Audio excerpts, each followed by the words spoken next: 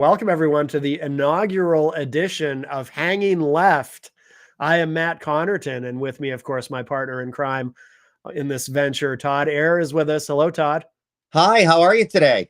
Hey, I've never asked you this. Your last name, is it correct to pronounce it Ayer, or are you supposed to actually try to divide it into two syllables and say Ayer?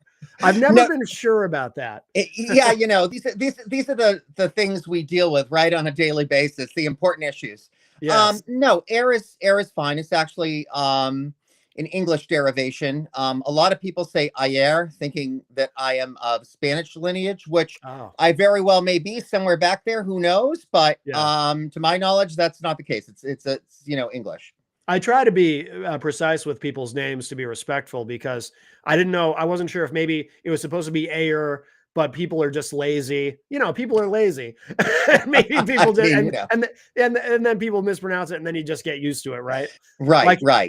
like in high school, my nickname became Connarton because Ah, the first day of school, when the teachers would take roll call, they would struggle with my last name, and they would say Connarton, and that just kind of became my nickname. Everyone after a while just called me Connarton just for the hell of it. So interesting. yes. Not But how I would have pronounced it, but hey. yeah, I have a very unusual last name. There aren't many. There is one other Matt Connarton in New Hampshire, but he's my uncle, so that Okay. almost doesn't even There you count go. really. But welcome everybody. This is exciting. This is our first one, and we are doing this live, of course. Obviously people, it's Sunday. A lot of people will probably most people will just listen to the podcast after the fact, but it's fun to stream things live, and you never know, we might get some. As a matter of fact, I should probably click the chat room button here so I can. I've just been delivered a pizza, by the way, by Jenny. Jenny is in the room. Thank you, All Jenny. right. Yeah. Yes, very Yeah. nice, very nice. Shout out to Jenny. How you doing, hon? Todd says, shout out to Jenny. How you doing, hon? Hey, She's good. She's good. Oh, So, excellent. but yeah, so it's I'm going to open this chat here, and then if anyone does chime in, like I said, you kind of don't know because it's oh, here it is, because it is a holiday weekend. It is Right, Memorial right. Day weekend as we're doing this, and so you don't know who will be around, if anybody, but hopefully somebody does chime in. We are streaming to various platforms at the moment. We're on YouTube and Facebook and all of that. But like I said, I imagine most people will just listen to the podcast afterward. But yeah, so here we are. We should talk about. I think probably the first thing we should do is get to know. I mean, we've gotten to know each other a bit, but give the audience a chance to get to know each of us. And some of our audience will already be familiar with you, and some of them will already be familiar with me. But we can get everybody familiar with everybody here. So, and you and I have very different backgrounds in terms of political involvement, shall we say, and that you have actually been very involved in politics. You've done a lot of really interesting things, and I know you lived in Washington D.C. and you've been really kind of on the inside of things. I, on the other hand, I've been more. I shouldn't even say I've been more. I've been very much on the outside of things. I've never worked for a campaign or run for office or anything like that. I've always been on the outside, just commentating. I've done a lot of political content over the years, and there used to be a large. Oh, I forgot to mute my phone. That's one of the adventures of live streaming. But there used to be a very heavy political component to my radio show, Matt Connarton Unleashed, and then we changed that about a year and a half ago. We took the Right. politics out of that, at least that iteration of the program. But And I've done and a lot of political yeah. content, and that's always been my role. So I've always been very much an outsider, just commenting, throwing stones, complaining, yelling into a microphone, all that kind of stuff. Well, But you're very involved. So and there's a lot that I probably don't know. You've told me some. I'm sure there's a lot that I don't know, and I'm sure the audience is anxious to hear about your background. yeah. So, I started this whole, I guess, journey, if you will, way back at the young age of 18. Only 10 years ago. Joking.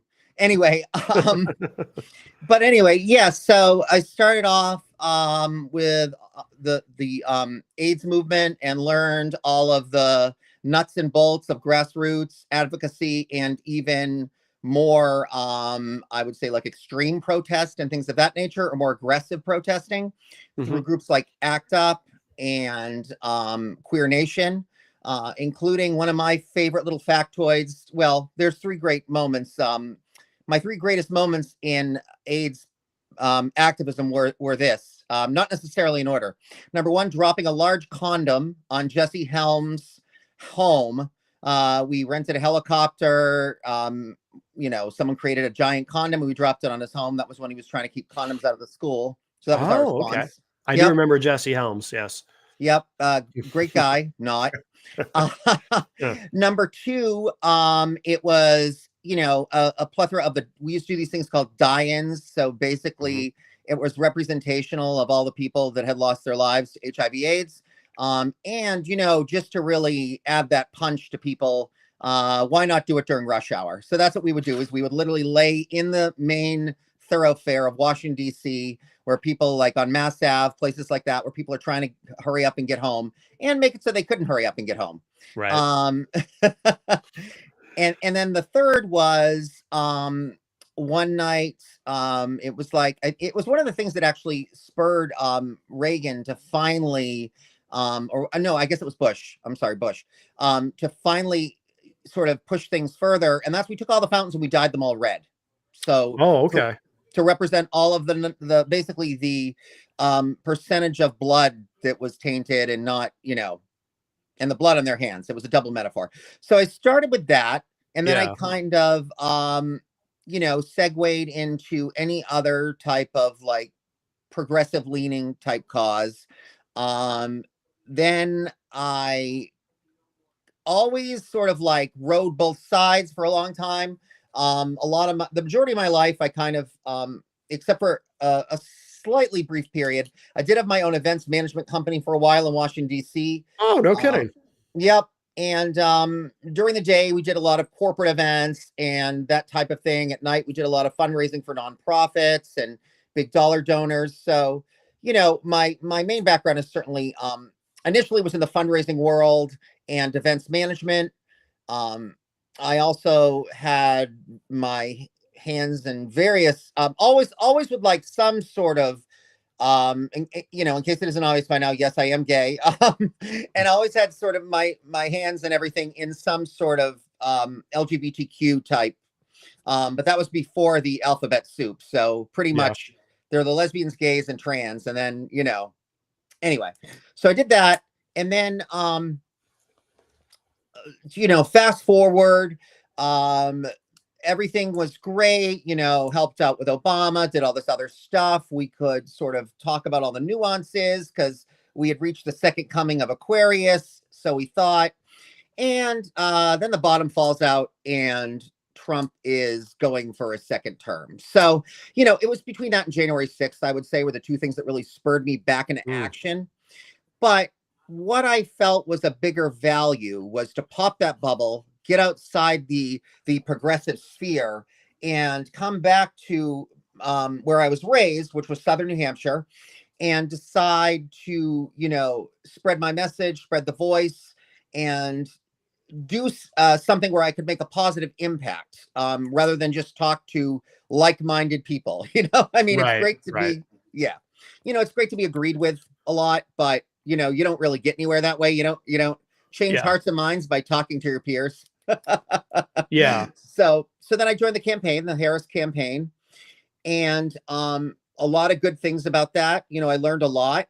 I also learned at that campaign that even on the Democratic side, there are constraints. So if you're going to be a party player, you got to follow the rules, and I'm not good at following the rules, Matt. So I decided to break out on my own and sort of do consulting and all of that kind of thing. And that's sort of the direction I'm going. And then also become a personality. Because I am a personality. So why not share my personality with everyone?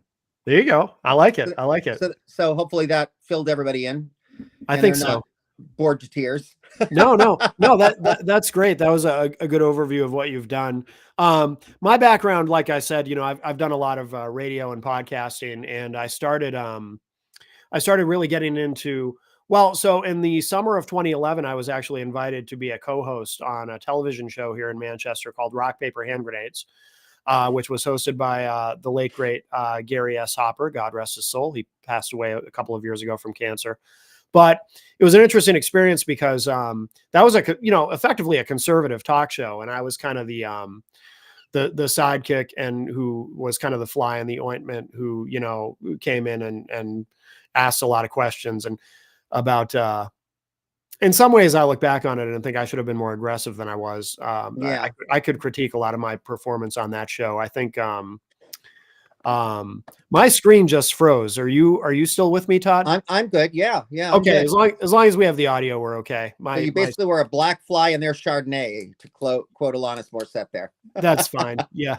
But yeah, so I did that for about 5 years. And then I was already doing Matt Connarton Unleashed, which was my podcast. And then I had the opportunity to bring Unleashed to WMNH 95.3 here in Manchester. But to do that, I had to leave Rock, Paper, Hand Grenades. So I brought Unleashed. There's been various iterations of Unleashed over the years, of podcasts. There was a television version, the radio version. And about a year and a half ago, we took the politics out of Unleashed. Not entirely my decision, but so the radio show now is more just based on interviewing musicians. I interview a lot of musicians, which I love, and interviewing creative people in general. And Jenny helps with that tremendously. She's my co-host, and she also does the booking of the guests. But yeah, and I've done, there's other political things I've done in terms of content creation and whatnot. I won't get into all of it, but like I said, I mean, that kind of sums up my background as far as being a political commentator. I've always been fascinated by politics from an unhealthily young age. For whatever reason, I just got hooked. Well, for whatever reason I say, but I think the reason I got hooked on politics was when I was growing up. I remember being very young, and my father, who at this point in his life has completely changed politically, but my dad, who was a Democrat when I was growing up, and his best friend Dan was a Republican, and they would have these fascinating conversations, and I would just sit and listen to them. But I think that's what got me hooked on politics. And so here we are. Here I am today. Yeah, no, and I can definitely, piggyback on that a little bit. Like, as a matter of fact, my father helped on Mayor Jim Donchez. Shout out to Jim. He's great. On his first campaign way back in the day. And he is now still the mayor. So I think he did take a break somewhere in between there, but he's back and still the mayor. So yeah, so politics were always sort of in my lifeblood and kind of something always promoted in my family. Yeah, no doubt. So we should talk about what the show is, and I also said what it is not, because excuse me, I had to cough there. I tried to mute the mic in time. My allergies have been terrible. I don't know if you suffer from allergies, Todd, but one of my guests, one of my guests on Matt Connarton Unleashed told me that he found out that he saw this online, that apparently the Northeast is the highest concentration of pollen in the entire world. In the Northeast, I had no idea. Interesting. But I did not know that either. But I do believe it. My screen just went completely black. Are you still with me, Todd? I am. Okay. They're trying to shut us off the air already. I think so. This computer might need an update, but as long as we can still hear each other, we know the audio is recording, so we're okay. Cool. So I to talk a little bit about what the show is. Obviously, we're coming at things from a specific ideological perspective. I like to call myself an independent, but I've left my registration alone. I've left it as Democrat for quite some time. And for people who don't know, here in New Hampshire, you have to, if you want to vote in a primary, you have to be registered as a Republican or a Democrat, and then you can change it back right after to independent if you want to. But I never bother. I just, and I have voted for Republicans in the past, but usually only in local elections where it's somebody I knew. And I have a couple of times voted for Republican Governor Chris Sununu, which I actually now regret. So, but for the most part, I end up voting Democrat anyway. And now that the party has been, now that the Republican Party is completely taken over by MAGA, it's entirely possible that I'll never vote for another Republican as long as I live. So, but I don't know how you feel about all that. Have you ever voted for a Republican, or have you I always have voted? not, but I have always been raised in a family, where I was always told it was important to listen to both sides. Yeah. My family's a pariah because, interestingly enough, my father was like a successful defense and energy contractor, but always a registered Democrat. And my mother was an educator, and up until relatively later in life, a registered Republican. So go figure. Who knows what that was all about? Yeah. Yeah. That's interesting though. It Yeah. is, but at the end of the day, I think that they all probably would have been more independents. I mean, had we not been in New Hampshire, I Hmm. think maybe that would have been the route. They always believed in supporting the candidate, supporting the person, and not the party. Yeah. Um, and that used to be my mantra. People like Governor Weld and things of that nature, from Massachusetts, had I lived there, I would have considered, certainly, and probably would have voted for him. So Yeah. there was a time where I would have considered the Republican Party. But I'll tell you, I think it's fair to say, Matt, you don't have to say that you'll no longer vote Republican, because in my opinion, there is no Republican Party anymore. Yeah. It's all been taken over by MAGA. I mean, I don't know.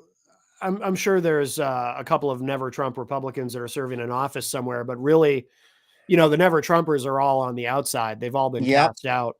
Um, Loud and proud, unfortunately. my favorite never Trumpers are the Bulwark. Shout out to the Bulwark. I'm a big fan of theirs, but Great. That is a great show. absolutely, absolutely. Yeah. So now, and this is not to say, and this might kind of lead into talking about what the show is not, because, well, let me say this.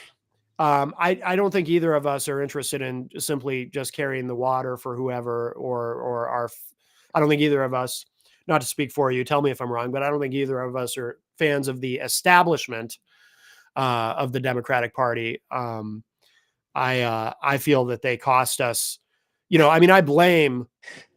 I largely blame the Democratic establishment for the fact that we have another term of Trump. I mean, Uh, it's hard not to be angry at them, right? I mean, especially after they um, covered for Biden the way they did and everything. sure. A few things there, though. I think that, first off, and I may be being naive and or idealistic, or maybe even just hopeful. Yeah. Probably more hopeful, because no one would ever accuse me of being idealistic. Um, I'm much more of a cynic. But anyway, I felt like there were actually sort of metaphoric handcuffs on for instance, with Harris. Hmm. Um, I feel like, at least from the people really close to her that I had the opportunity from working on the campaign to get to know, what they said she wanted to say and then what the sort of talking heads told her to say were sort of two different things. So, Sure. yes, I would blame the brick and mortar, lockstep Democratic Party, but I would not blame necessarily all of the political, figureheads within the Democratic Party. I think some of them are actually really great people. I think some of them, they're realists, but they have, I guess I do have an idealistic spirit, but they Hmm. also are realists and they're not afraid to shake things up. But every time, for whatever reason, the Democratic Party decided to make itself vanilla.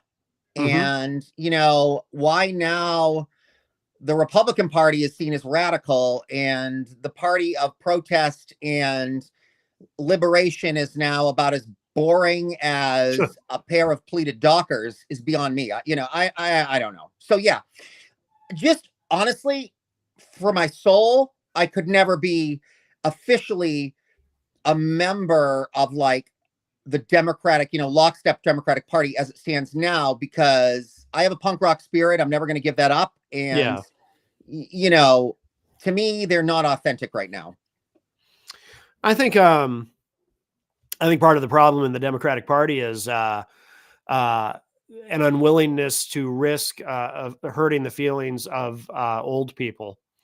And what I mean by that is, I understand no one wanted to hurt Joe Biden's feelings, but what we're now faced with confronting is the way that something else just happened on my computer. Can you still hear me, Todd? I can. Excellent. Good. Okay. So that means we're still recording. Good. Okay. So, so I gotta restart this computer later. But so, the way that, I mean, obviously Biden, I feel, should not have run for a second term. It never should have been on the table. And I feel like they really tried to sneak one past us. Yeah. I mean, it actually shows, honestly, there's such a thing, in my life, I've always been in positions of, especially like when I was living in DC, I've been in positions of like sort of, for lack of a better word, power, influence, notoriety. And I can tell you, the people that told me no, or the people that told me I was wrong, I learned a heck of a lot more from those people than the people that were just yes men. And I think the problem is that for some reason, people are afraid to tell people in leadership that, either your time has passed or that's not a good idea or whatever it is. And what actually is ironic is you're doing two things. Number one, you're helping their career by not letting them fall on their swords, so to speak. Mm-hmm. And you're also, I think, being a better friend. So if you're really invested in someone, I mean, anybody can tell anybody, yes, sure, that's a great idea. But it's the people that are willing to challenge you and show you a little bit of tough love. And I think that's what they should have done with Biden. I mean, let's face it, especially where, they had an out. They could have said, Joe, you said you're a one-term president. That's what we expected. And that's what we planned for. And so we'd like you to honor that. But, to me, it just reminds me of a very sad, and luckily it didn't get to this point, but all I can remember is that when the last Rockin' New Year's Eve, which sounds like a weird metaphor, but that Rockin' New Year's Eve that they basically wheeled Dick Clark out of there, he basically was on life support. Mm-hmm. And the guy, he couldn't even form a cohesive sentence. And rather than let the guy bow out gracefully, they like tapped him for that last bit of life juice. Yeah. And, I don't think you're ever doing anyone a favor.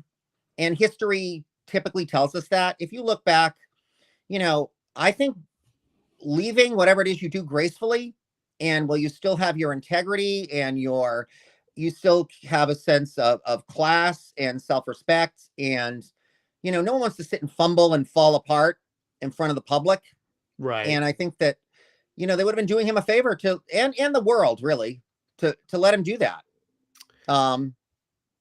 Yeah. And also, and you're right. I mean, it would have been the best thing for him, because what is his legacy now? His legacy could have been, he came in, he cleaned up a lot of the chaos that was happening and got us through the pandemic, got us through COVID, and kept the economy humming along. I mean, I understand people are upset about inflation. It affects all of us, but those damn eggs. But exactly. But overall, the economy actually was very, very strong. And that all could have been Biden's legacy. And really what is his legacy now? He handed the keys to the White House back over to Trump. That's his legacy. Yeah. I mean, which is what is so ironic is that he ran on defeating Trump. And in fact, he achieved that goal. I mean, not only did he defeat Trump from his first term and turn back so many things that Trump had just completely fumbled and bumbled and dismantled and just wrecked, but he made it better. So he could have walked away with such an amazing legacy. And I think even your Zoomers and your younger millennials would have given him a gold star if he had done that. Yeah, I agree. And we're seeing this fealty too to the old guard play out in other ways, whether it's with Chuck Schumer, doesn't want to, we can't let the next generation in for some reason, and it's a problem.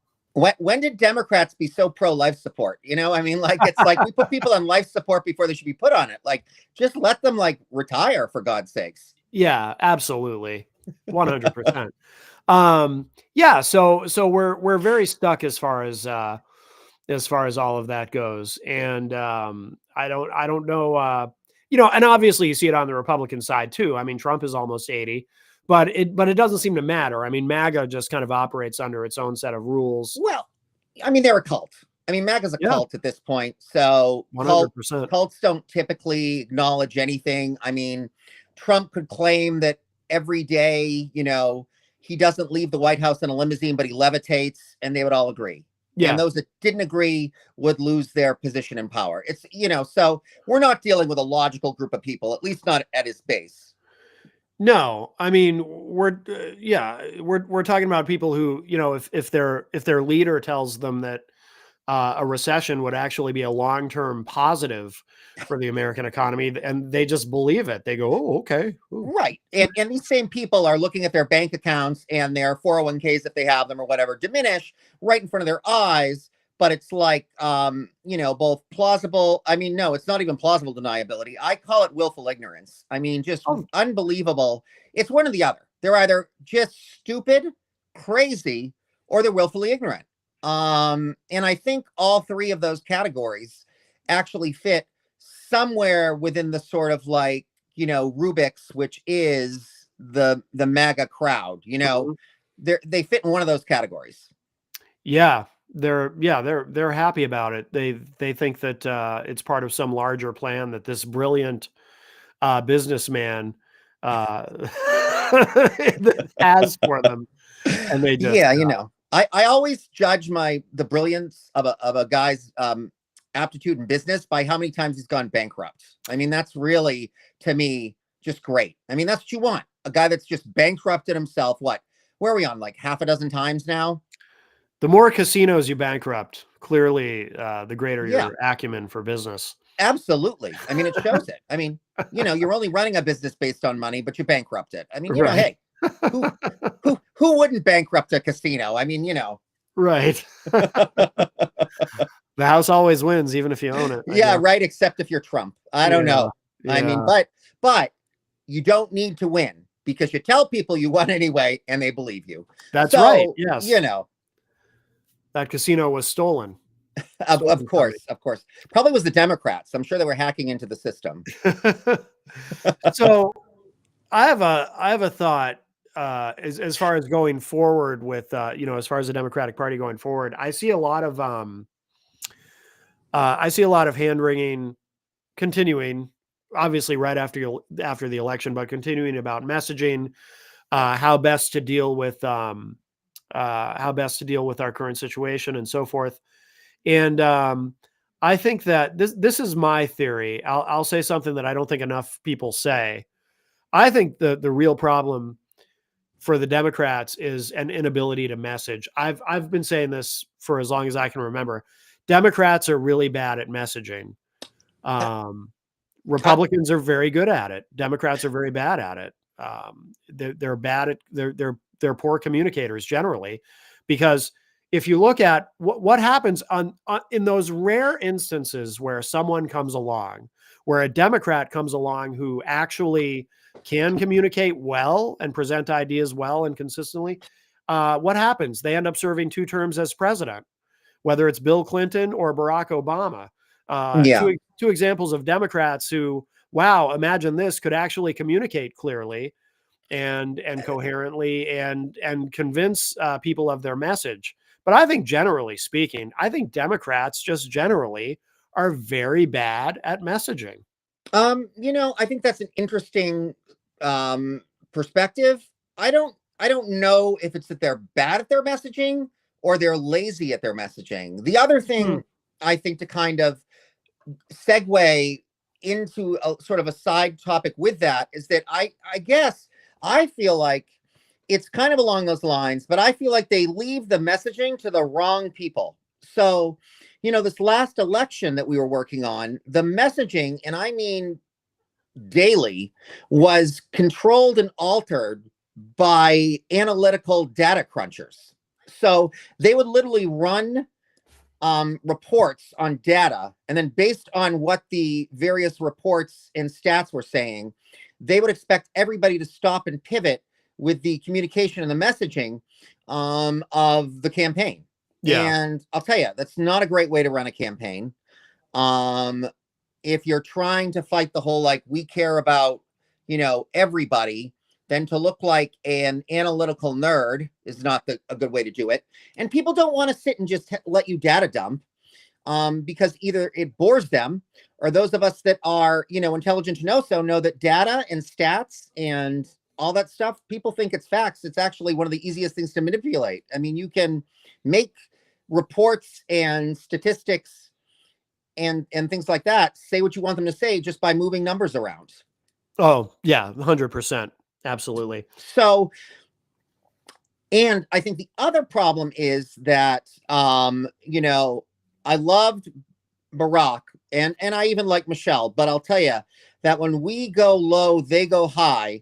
When you're fighting against, it would be like in Star Wars, if, the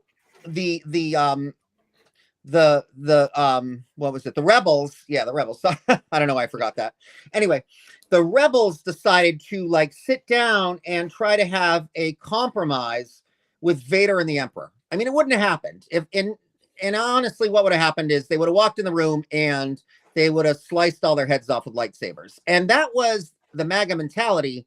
And yet we still have these idealistic fools thinking that you could reason with these people, because they're like, hearkening back to the days where they could go, and argue whatever it was they were arguing in the Senate or the House, and then go break bread with each other after. And those days are over. These guys don't want to break bread with us. As a matter of fact, they want to put cyanide in the bread, and they hope we eat it anyway and die. Like, these are not people that want to negotiate. So, but I think that we make it easy for them. I mean, part of it is because it's very easy for them to define us, because we don't. Again, I go back to messaging. Let me give you an example, and this is an example of how they get to define us, or how they get to define conditions that affect the country, like the economy, for example. So we now live in a time like during the Joe Biden administration. If you were a Democrat, generally, I mean, I'm speaking broadly, not everyone, but generally, if you were a Democrat, you would probably think that the economy was pretty good because the fundamentals of the economy were very good. And if you were a Republican, you thought the economy was in a gutter because Republicans are telling you all day long that, well, inflation is high, therefore the economy is terrible, everything costs too much. And I wish, and part of the problem with this is the guy at the top, Joe Biden, was already at a point where he could no longer articulate complex ideas. At one time he could have. At one time he was very good at messaging, but that time had long passed. And so this is an example where what we needed was Democrats to be able to explain to the American people that, yes, inflation is high, but by the way, we have the lowest inflation of anybody in the modern industrialized world coming out of the pandemic. So we're actually doing better on inflation than the rest of the world, but this is a post-pandemic hangover. But the rest of the economy is actually very strong. So we just need to continue to try to figure out ways to bring down inflation. I think what I just said is pretty, I think I explained that pretty clearly, right? You did. But let me tell you something. But find me a Democratic lawmaker who could actually say what I just said. It's like they can't do it for some reason. I'll tell you. Here's my cynicism coming through. At this point, honestly, that's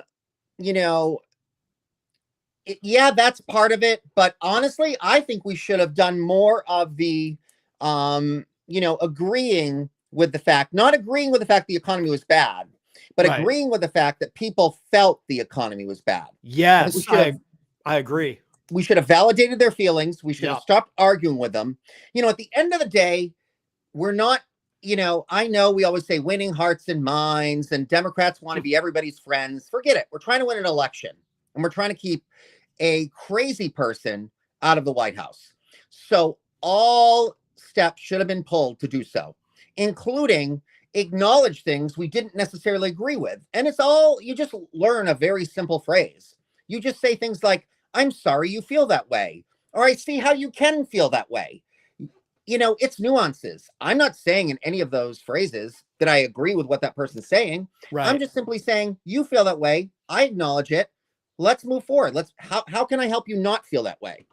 Yeah.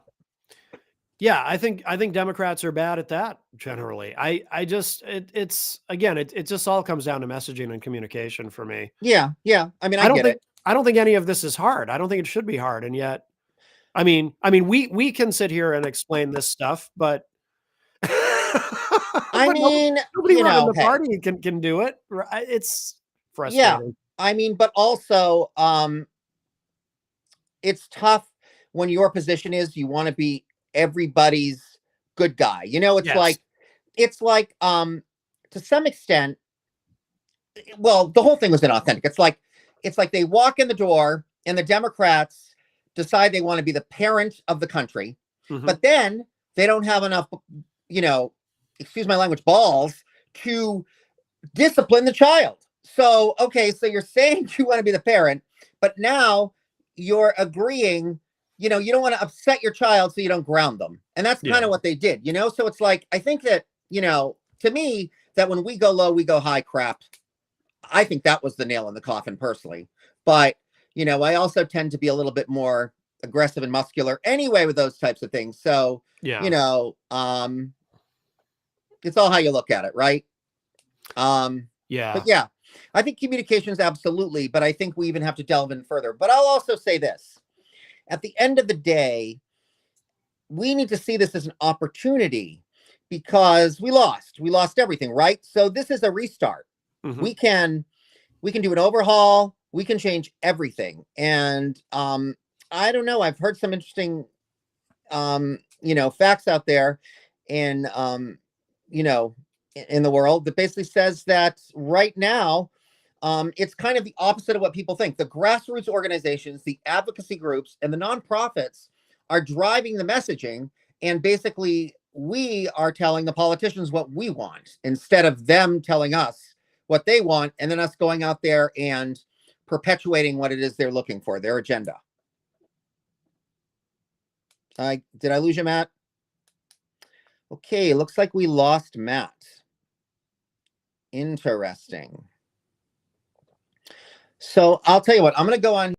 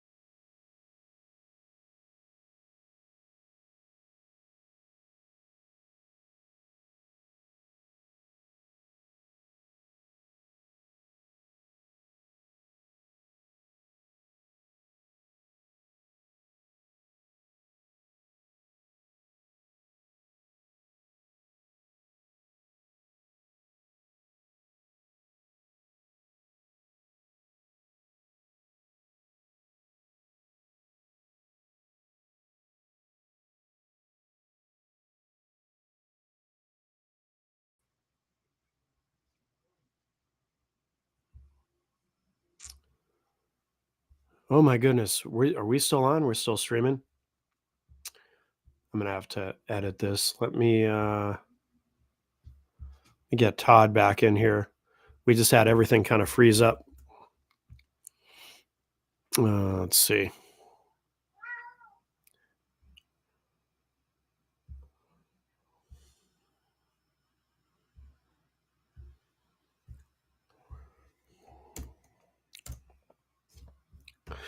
All right, I just sent Todd the link. We're still, looks like we're still streaming. Let me make sure.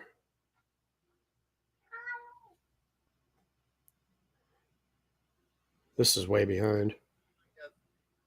Segue into. Can hear. We just had everything. Hey, Todd. Hopefully. Hey, how are you? Hey, hey. I like it. I like it. It keeps us on our toes, right? Yeah. Technology kind of screwed us there for a minute, so I had to restart everything, but we're back. And I also don't know when I stopped broadcasting or not broadcasting, so maybe they heard me say I was going to send you a message and see what's going on. Maybe they didn't. Who knows? Oh no, I didn't hear that, so I don't think they. Okay. Either. They was. So we were talking about the Democratic Party. Yeah. And we were talking about. Oh, I know what it was. So I think that this is. I was trying to change it a little bit, and I was saying basically that at the end of the day, I think we can go back and forth and dissect to the point of there's no more cadaver left to dissect. Yeah. Which is kind of what we do, I think, a little too much sometimes, frankly. I think at this time it's like turn anger into action and let's just get out there and make the change. And what I was trying to say is that this, you can look at it as, and for me to say this is pretty scary, but you can look at this as either the glass is half full or half empty. And for some crazy reason, I'm going on a whim here and looking at it as the glass is half full. And what I mean by that is that, when you start at the bottom, it is an opportunity to just completely change and transcend. And we're almost better off saying, yeah, we really blew it. We failed. We lost, 25 games out of the 26. You know what I mean? And and we're better off doing that. And then just moving forward and talking about A, what wins, and B, what's our messaging? I think that at the end of the day, the public, and I'm going to get a little bit, I'll try to say this nicely. The public is kind of malleable. So, oh yeah, and we learned that through the Trump situation. So just like Trump can convince people that the round earth is flat, I think we can convince people that not only is the world round, but it's better that it's round for them, and it's going to make their life better in a round world. And we just have to number one, acknowledge their fears. You don't sit and yell at a child that there's no monster under their bed. Right. You show them there's no monster under their bed. So we have to start showing people there's, we can help with that. Except unfortunately there is a monster under our bed right now, but we have to tell them we have a solution for this monster. Instead of you're right, there's a monster. It's a bad, bad monster. And we're not as bad as that monster. We actually are the tooth fairy and we're going to give you money. Right. You know what I mean? It's I know that was a random little tangent that I went on, but you know what I'm saying? To me, it's okay, people know who Trump is. People know what he's about. They're learning every day more and more. If we don't take this opportunity to change and win, we're idiots. We basically don't deserve to win, honestly. Yeah. You and I that are the small group that's sane, we should start packing our bags and pooling our resources and looking at some real estate to buy together and create our own little version of ironic utopia. Because I can't do this forever. At some point, it's like that whole you lead that horse to water. God damn it, take a drink. Well, there is going to be, there will be an opportunity in 26, obviously, for, history tells us there will be a pretty big, probably a very large blue wave. But we got to get there. And in the meantime, and the way that, you and I met, of course, is because of our, we both have a passion for healthcare activism. Obviously as Jenny's partner, I've seen what she goes through with her insurer, and we should have, I personally, I think that healthcare is a human right. Just from a moral and ethical perspective, there's no, we live right. What's the alternative? Yeah. I mean, all of our peers give healthcare to their people. I mean, it's a Yeah. no-brainer to my, and PS, a sick population is not very productive. So even if you're looking at from an economic standpoint, it's not smart. Right, exactly. And economically, it would be, if we had single payer, and by the way, so I'm not in favor of, because people talk about, they throw these terms around sometimes without knowing what they mean, like socialized medicine or a government takeover of healthcare. I just want single payer. Get rid of the Yeah. insurance companies, have single payer, and the law should be, if your doctor says, here's what you need, or even if it's an experimental treatment, here's what I might think you need. That's it. They prescribe it, you get it. It's paid for, period, full stop. And it would be great. And people Right. complain about, well, I don't want my tax dollars to pay for that. Well, imagine if you took the insurance companies out of it, and then your employer no longer has to pay for your insurance. Yeah. Yeah. And you have that money. That Right, money right. now is part of your salary. That would be Absolutely. incredible. Right. Put some golden handcuffs on pharma Mm-hmm. and the insurance people, which PS guys, they're in it for money. That's why Yep. they're there. Yeah. Especially insurance. If insurance isn't in it for money, I don't know what the heck they're doing. But Right. anyway, yeah, let's just start making demands. It's like we have to, you don't get what you don't ask for. So let's start asking for things. Heck, let's demand it. Let's, and we need to start holding our leaders accountable. And I think Yes. that's what's so great. Moving forward, we need to say to people like, you know what, like, I'm not going to say any names, but let's just put it this way. I belong to a group called the Human Rights Campaign, HRC. Yes. We're the biggest LGBTQ lobby in the nation, if not the country. We have conservatively 4 million people that are members and quite a few very active volunteer people. And we're a pretty powerful lobby. And, what I love about the new leadership of HRC is that, like, guess what? Just because you can check off one of the LGBTQs in front of your name, we're not going to guarantee support for you politically. You've got to show us what you're going to do for the community, how you're going to give back, Yes. because we don't need the token gay in office or the token lesbian or even the token trans, because guess what? They're there. We've done it.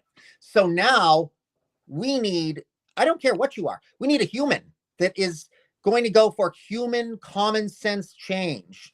Yes. And that's not cutting edge. That's not, revolutionary or wild. It's just, treating people how they want to be treated.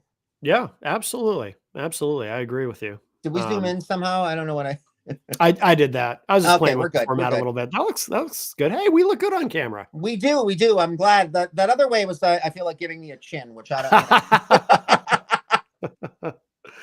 don't. Yeah, so that's obviously, unfortunately, with who's in charge now, these things keep getting chipped away at. Right, right. But Yeah. yeah, and I don't know if we'll ever see single payer in our lifetimes, but maybe. I don't know, because the good news is I'm actually working, with a young man. His name's Jason. I'm getting him involved. Jason Keno, wonderful kid. And he's kind of looking at it from what I just said. It's like his generation, the Zoomer generation or the Alpha or whatever they are. I don't know. I can't keep up. But anyway, they're not arguing anymore of whether the system is broken. It's broken. Yeah. So they are now picking up their tools and picking up whatever it is they have and trying to fix it, rather than these back and forth echo chamber. We're broken, but we're not that broken. Yeah. Or, we're broken, but look at Haiti. I mean, this is the kind of crap we pull. It's like, if we have to compare ourselves to, like, governments that are falling apart at the seams, if this is like our, I don't know about you, but like, I didn't tout loving to be an American so I could be compared to, like, the Congo and Haiti and things like this.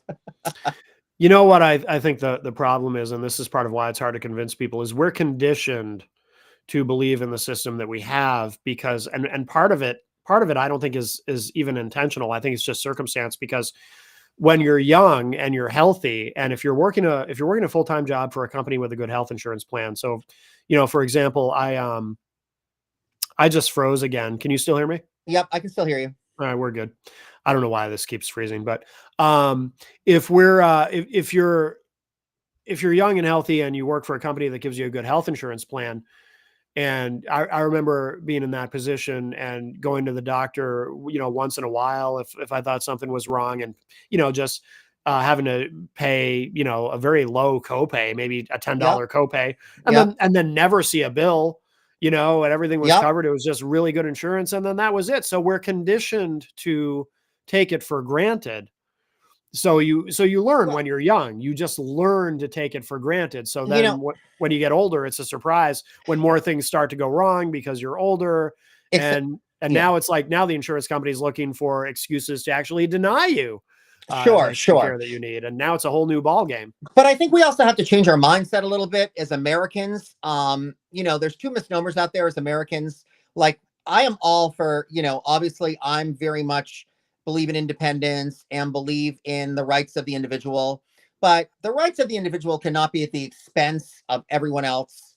Yeah. And furthermore, this whole belief, people that talk about how, they made them all, they're wealthy and they've made all their wealth all by themselves, is such bogus.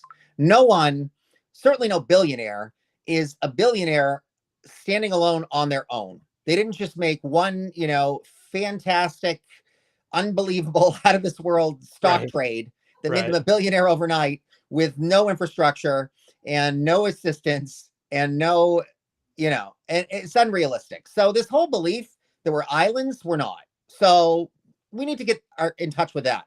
And I think also, so there's some soul searching we need to do. And I Yeah. also think that, as much as, back in the day, there was a time where like, it was almost like, I like to sort of look at life as like Maslow's hierarchy of needs. And I think once you reach, a comfortable living, you don't just, you know, sit there and now you're in a nursing home, which is what people want to do. It's like, okay, I've succeeded. No, that's not that. What that allows you to do is now you have the luxury to have time and to make change and make a positive impact and really to show appreciation for the world that made you who you are. Now it's Yeah. your turn, you know? Yeah. And I think we need to start instilling that value in, right from the get-go. Um, in people. And I think if we stop looking at ourselves as like these islands that can, exist on our own and realize that humans are very much a social animal, I, I think that's part of the battle right there. Yeah, I agree. And there's no shortage of data and studies that show that, unfortunately, um, and I don't know if this is globally necessarily, or only in the United States. It's probably just human nature in general. People tend to, the more wealth they amass, the less empathy they have, and I suspect that's probably just a part of human nature. But I agree with you that we do need to teach people to, value others more, and to understand, nobody gets there on their own, and if you're, Yeah. if you're rich and successful and you're selling a product, well, you still need people to buy that product. I guess for me, it's a little different because, from my perspective, because, being a gay man and seeing the AIDS crisis and all of that, like, I'll Mm, tell you, the vast majority of those people were wealthy, like that became infected. Quite a few were interesting. wealthy. That's what it hurt was our upper middle class, our upper class, because they were living, the more decadent lifestyle. They were, doing what it is they wanted to do. So they could afford to take risks and all of that jazz. But anyway, the point is, I think that maybe adversity, maybe people have to face adversity. But I think that regardless of your socioeconomic status, if you've experienced adversity and you're honest about that adversity, I think you can have sympathy and empathy for other people. You know, Yes. I don't necessarily know what it's like to be, a black kid growing up in a inner city ghetto, but I do know what it's like to be, marginalized, at least as far as influence and power wise, or told that, like, yeah, I'm expected to contribute at the same level as everyone else, but I'm not going to get the same level of privilege for that. And so, I think that maybe draw like broader strokes if that's what we need to do. If we need to internalize why we care about people, then do that. You know, Hmm. whatever people need to do to make it happen. Yeah. it's yeah, it's I agree with all of that. Um, we're coming up on an hour. What do you think, Todd? Should we? This is kind of the introductory episode. Should we start to wind this one down? I mean, it's up to you. I don't know. What is the normal attention span? I mean, I can keep going, but I like to hear myself talk. Probably too much, though. Yeah, that's all right. I'd like to. Well, what I think. I think it's been really good so far. I think this was a good. I think this was a good start, a good kind of introduction. We should mention, and I'm also anxious to get this edited and get this uploaded. Okay, So cool. Did you share it happen with. to say what we weren't? I don't remember if we covered that. I think I don't think that we ever really covered it fully, but we're not. Yeah, we should talk a little bit more about that. We're not a couple of people who are gonna come on here and just speak a bunch of liberal talking points and just or toe the party line, certainly, or whatever. We're both people who we have a lot to say, and we're probably going to say some things that maybe not everyone who would otherwise agree with us might agree with us on, or I have no problem, and I know you don't either, criticizing the Democrats when I think they've got something wrong. As I alluded to earlier, pretty angry with the establishment and, those, especially those around Biden who tried to get one past us with Biden, until that debate happened and they could no longer get one past us. The jig was up at that point, clearly. I think it's all about, to me, authenticity. It's like, to some extent, like, here's the deal. If you're going to hold yourself up as like, the savior of the world, then you better save the world. Like, yes. In some ways, as much as I can't stand the person, at least Trump is authentic. I mean, I authentically hate him. Sure. And he's authentically evil, but he's authentic in his malice, so so that's much more believable. I think in some ways, one of the worst things is people that don't have a stand. Mm-hmm. So, and to your point, people that watch our show are not going to have to worry about that, because honestly, that's why I choose to do this as opposed to like go work for the party or something. Yeah. And I've even been told by people on the inside of the party the same thing. It's like, Todd, you're great. You got great ideas. You got a lot of charisma, whatever, but you're a little bit like, you're willing to push the envelope. Exactly. And so that's why I'm here. Yep.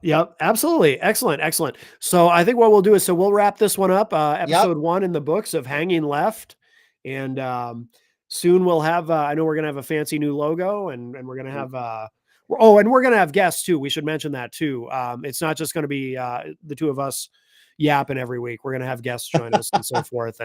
And as I'm always saying too, the show can change and evolve over time. It's not as though whatever we decide it is today, it doesn't have to be exactly what it is tomorrow.